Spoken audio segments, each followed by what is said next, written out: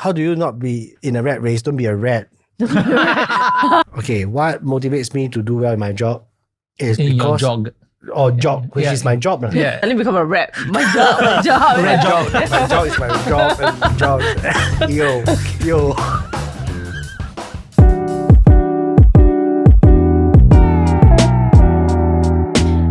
Hello everybody, welcome back to another episode of The Singaporean Dream. We are Reality Bites from Counselling and Care Centre. So you have asked your questions about motivation, purpose and existentialism with regards to the Singaporean dream, right? And we are here to answer it today. Short and sharp questions. 8 questions. Short and sharp. Yes, so let's just dive straight into it. That's the challenge. Okay, I feel like I'm reaching a quarter life crisis. I'm not sure if I'm on the right path or if what I'm doing is correct. How do I know if I'm doing life right? You know, I do recall using those words myself, quarter life crisis. Yeah. I think so. Me too. Yeah. So first of all, very common, very common. It's not new then. Yeah, it's not new. Oh, you think you're a revolutionary all the time, right? No. No, I don't know if this is even a researchable question. Those who loiter a bit longer at their quarter life crisis, are they more likely to avoid a midlife crisis? Oh. And those who don't have much of a quarter life crisis, are they More susceptible to have a midlife crisis. Yeah. So I was just thinking about that. Actually, if you are in your 20s, it's actually a good time to. Actually, it might be a better time to make mistakes, isn't it? I mean, that's why I always tell myself. Yeah, I think the cost is lower. Yeah, I think it's okay to figure it out. Take your time to experience and learn as much as you can. In fact, the vocabulary I would probably used in when I was 25 would be very similar to that person. It's more like a confusion.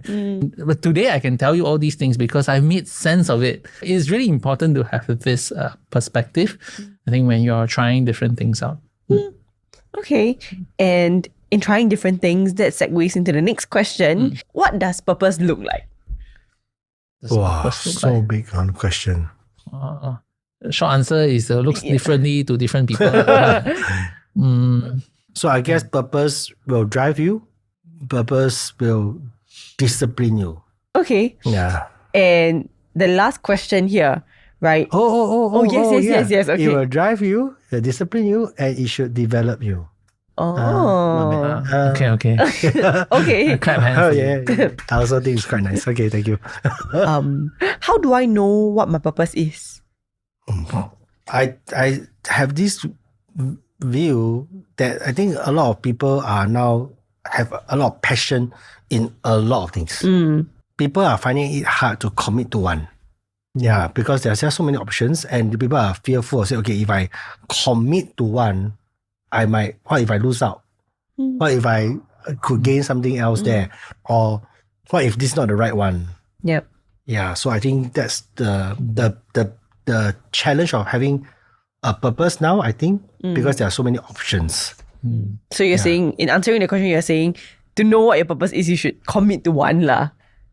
In a way, commit to a few, Yeah, commit to, even if it's a few, it should be one, there should be one thread. So like some people might say, wow, Wei Ping, you do a lot of different things. Like for me, actually, yes and no.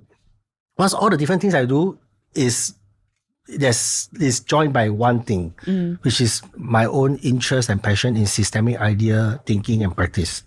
My addition to this will really be that it's your purpose for every season of your life may be slightly differentiated as well. So what I'll say is that, your purpose can evolve with time as well. And don't be too hard up or strung up about, not achieving a certain purpose that you within the time frame that you set for yourself. All right. Very uplifting. We like very positive and hopeful. Yeah. It's hard to stay motivated when the Singaporean dream isn't appealing. I work and stress now, so I can work more and stress more until my body reaches an age where I'm too old to enjoy anything. How does one stay motivated? Can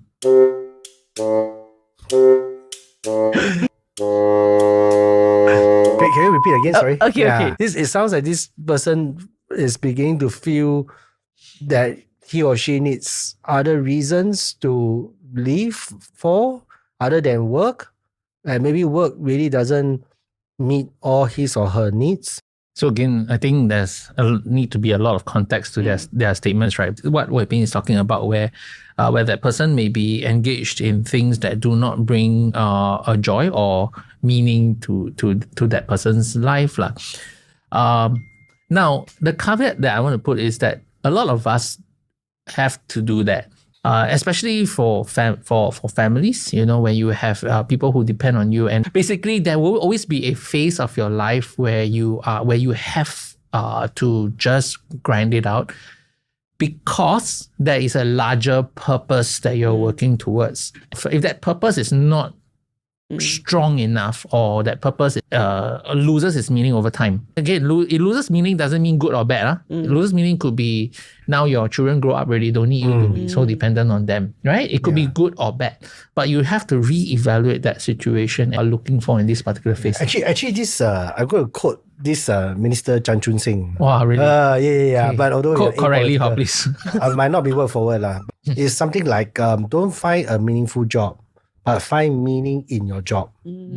Yeah, which I thought is a very, very interesting and insightful comment. Yeah. So I thought it's very interesting because I don't believe in the work-life balance. And my honest thesis was on that. So anyway, the work-life balance suggests that your life have two parts, the work part and the life part. All right. And it also suggests, right, that you can't be happy at work and you can only be happy in your life part, which is quite depressing, right? Because then you'll be spending quite a lot of time at work, because then you are alluding to the idea that you can only be yourself or be happy or be fulfilled in your life part of your whole 24 hours a day. So the idea is there are ways that you can do to help yourself be happy at work. And actually, we do run that workshop. Let's go. Yes, we do. We got that workshop for corporates in developing and finding meaning at work. And we have worked with people in different job scopes in how do they create and develop meaning in their current job. Yeah, so that's quite interesting. Yeah. Okay. Okay. All right. Now let's move on to the next question, right? Since we're talking about meaning and purpose and big topics like this. Yeah. The next sentiment and question is, which might be related. Someone said, I wake up feeling a sense of dread. Like I don't want to do anything at all. Life sometimes feels purposeless. Where should I go from here? Wow. Big question. So maybe sometimes, I don't know, I don't know how to answer this because it's like so broad. So the question is, does this person have a certain thing that gives him or her purpose in the first place before? Right? And then what happened? Or maybe it can be just some transition in life. There's some difference and these changes has changed certain things, resulting in a certain loss in motivation. So yeah. Okay. And what if my goals do not fit the expectations of what my family or parents want of me? Wow. This may be more clinical. First thing first, right? At the end of the day, you will live your own life. Your family won't be there all the way with you. You live the consequence of the decisions for your whole life. So that's the first part. So hence, you kind of need to still decide what you want. And I think it's important then to take time to communicate to your family, to your parents, invite them or get them to understand the rationale or the rationale behind the decisions that you make. Also, sometimes you might need to be patient, that it might take time, might take years. But it's very, very important that we be able to articulate to our own parents in a calm way the basis or rationale of our certain decisions. In our circle, in a clinical field, there's this phrase that we call differentiation. So the idea is, how do you learn how to grow up as an adult and to be able to make decisions in a way that demonstrate your appreciation of yourself as an individual adult, but yet an individual that's still connected to a larger family system. So it's a both and situation. It's not an either or situation. So I wouldn't say just because you are deciding to pursue a passion makes you a selfish person. But so the idea is, how do you pursue this passion as an adult that believes that this passion is something that's useful for you, unless the passion is like gambling or addiction, Okay, we've assumed that this is not in the illegal territory, okay?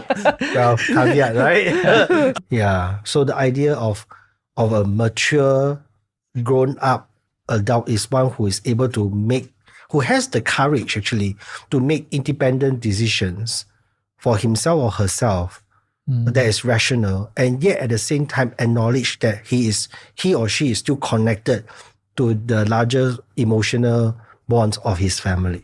And that's tremendously tough to do, actually. Something that we sometimes might ask clients to do, go home to talk about something that you disagree with. For people who are less differentiated, you will find yourself very hard to disagree calmly with your parents. Interesting. Okay. That's new knowledge. Yeah, but again, it takes two hands to clap, because sometimes when you try to work at it, it also depends on your parents, whether they allow that kind of conversation to happen. I can answer this non-clinically. Okay. As a child, are there times where I have conversations with them? I would say that the first few conversations were the hardest. Subsequently, it's today it is part and parcel of our it's an accepted behavior, an exchange of ideas, so to speak. And as a parent, their role evolved to more like, hey, just be careful, this, that, to do your own thing. Because over time they have also adjusted their own aspirations of They give up. Reflexive. Yeah. How do I get out of the rat race? How to get out of the rat race? Don't get in. No, yeah. How do you not be in a rat race? Don't be a rat. What I mean by that is like, if you want things that everybody want, then you're a rat lah. Yeah. Then it's very hard not to be in a rat race if you want what everybody wants, right? So I guess it's to define or decide for yourself, what do you really want? What will really give you that satisfaction and fulfillment, and be able to figure that out. Yeah, I mean, it's it's interesting. Don't be a rat. It's very interesting, right? I guess the whole idea is when does the rat race begin? Rat race could start, when you start to get a job, 5 years into a job, where you start to have pursuits other than just for the love of what you're doing. Become a little bit more dynamic 5 years into the job, because you start to see, separation, between yourself and your peers. I guess another thought I have is, maybe it's quite personal, is I try to run my own race. Yeah. So maybe, so just to maybe illustrate what I mean, so maybe you might apply to other professions as well. So I remember being at an early stage of my career, maybe first 5 years, I definitely feel a lot of pressure because the pay is not so good. And I compare myself with those who go to the civil service. Or then the gap is, so it's very hard not to feel that frustration, Then I have to counsel myself, talk to myself, say, okay, never mind, you're paying school fees. This is the place where you can learn, and this is a place where you get wider exposure. How do I then improve my own craft today, my skills, my craft, and not get too anxious into moving into a higher paying role or doing something that I might potentially not enjoy. I prefer to see myself as competing against myself.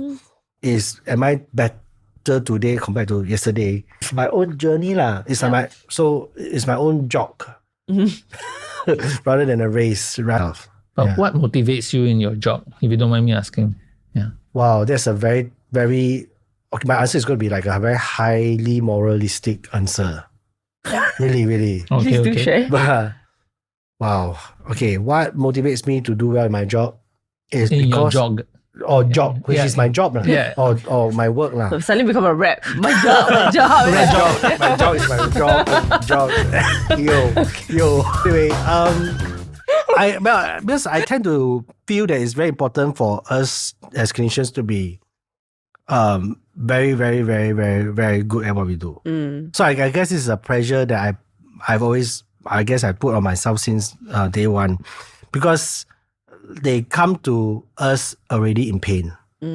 So then you better know what you're doing in managing the pain. Because if you screw it up, what often happens then, the willingness or belief in seeking help the resistance or reluctance to seek help will go up. So that we are responsible in the care of people. So hence, that pushes me to try my best to be better. Yeah, and it's good that we're ending it on a hopeful note. Sure. So with that, we have come to yet the end of another episode of Reality Bites. And well, this is a very rigorous topic to talk about and cover. We hope it has been a useful resource for you. And if you do ever need someone to talk to, counselling in care centre is always available as an option with affordable rates starting from 40 per hour for subsidized rates. And yeah, stay tuned to our next episode where we talk about parenting in this modern day and age, right? Dynamics have changed. There are challenges of a modern day parent, staying present, engaged and focused for your kids while showing up in other parts of your life. So if you are a modern day parent or if you're preparing for parenting, you can stay tuned to our next episode. Thank you, and once again, Reality Bites. Okay, bye-bye. Bye-bye.